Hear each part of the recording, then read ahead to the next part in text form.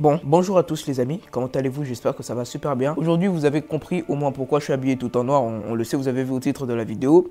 Bon, Akira Toriyama est parti, Dieu a dû le reprendre, oui, c'est un bon exemple pour montrer que malgré qu'on peut être grand, on ne connaît pas la date de notre mort exacte. Alors aujourd'hui, vous avez vu au titre de la vidéo, on va relater un peu les faits importants qu'il a pu accomplir avec l'un des plus grands mangas de tous les temps. Il faut aussi savoir que c'est le premier que j'ai suivi, le premier que ma mère a suivi et le premier que mon père a suivi. Le manga qui a bercé mon enfance, j'ai fait plein de vidéos dessus. Allez les gars, c'est parti.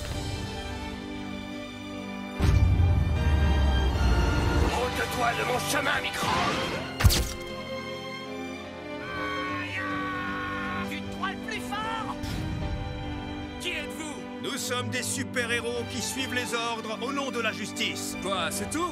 Franchement, je suis un peu déçu. Je pensais que tu serais plus fort que ça. Gohan, vas-y, montre-nous ton véritable pouvoir.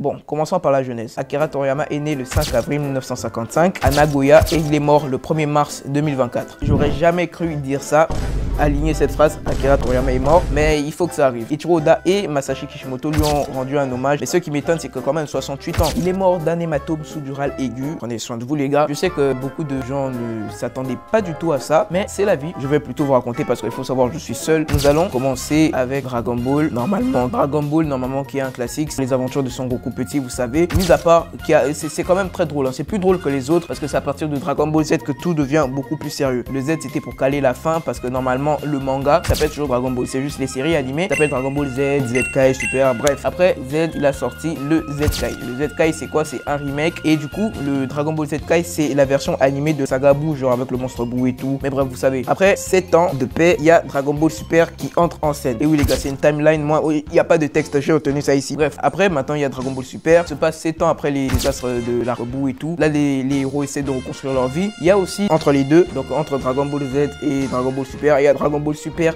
héros. Là je suis pas sûr que c'est lui qui ait trouvé le nom parce qu'il était quand même un peu plus inventif pour ça. Après ça, dans la suite logique, là je crois qu'on a fait le tour hein, les gars. On a fait le tour des séries Dragon Ball, il y en a beaucoup encore, mais ça c'est des hors-séries qui sont pas très importantes comme Dragon Ball Fusion, j'ai même fait une vidéo dessus, on va checker. Dragon Ball Daima, un projet qu'il a laissé, c'est la nouvelle série qui devait animer avec Goku qui redevient encore petit. En 1981, il remporte le prix du Shogakukan Manga Award du meilleur manga shonen. C'est pour vous dire que les grands hommes, ils enchaînent toujours pour réussir. D'ailleurs même c'est tellement beau que en Occident, c'est arrivé, ça a été vendu en Occident 250 millions à 300 millions. Bref, les amis, c'était juste pour vous dire qu'il faut toujours passer de bons moments avec sa famille. Ne regrettez rien sur rien les gars, ne lâchez rien. C'est comme dans son histoire, hein. Comme son héros, lui aussi il peut partir en paix.